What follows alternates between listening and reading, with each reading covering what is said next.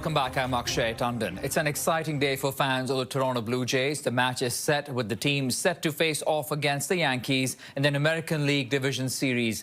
For the latest on this, let's now bring in CTV's Kamil Karamali. Good morning, Kamil. We know that the Jays, of course, will be playing in the playoffs this Saturday. And talk to us about how this match is creating so much buzz and excitement. Yeah, an exciting time and also a scary time because the New York Yankees are looking good. And that now we know is who the Blue Jays will be playing after they were able to knock the Red Sox off in a 3-game series by winning last night 4-0 in that wild card matchup. And now winning that series, we know the Blue Jays are going to start their series tomorrow against the New York Yankees. Now, it's worth noting that both teams have never played each other in the postseason, and the Yankees actually had the same record throughout the regular season, 94 wins and 68 losses, as the Blue Jays. But the Blue Jays won the American League East Division by beating the Yankees head-to-head. So these teams are very close in talent, once again having the same record. What might put the Yankees over the top is one of the best players on the Blue Jays, Bo Bichette, is still injured and is questionable going into this series. He is one of the best hitters and probably the second best player on the team after George Springer.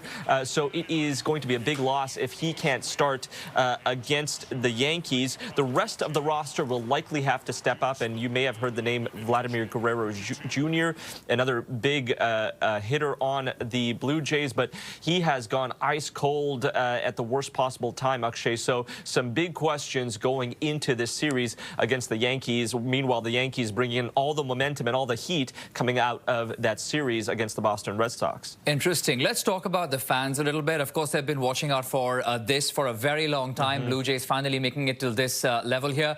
But what has the hunt for playoff tickets really been like for the fans? Yeah, probably not a big surprise because a lot of people have been waiting for this time for a long time, and especially since how bad the Blue Jays were last year. So at minimum, you're going to have to pay around $300 at the very least for playoff tickets for Game 1, which is Saturday, and Game 2 in Toronto, which is Sunday. But the good news is Rogers said that they are going to give out a bunch of free tickets, 500 tickets they're going to put aside for fans per game. So 250 pairs of tickets for Game 1 and 250 pairs of tickets for Game 2.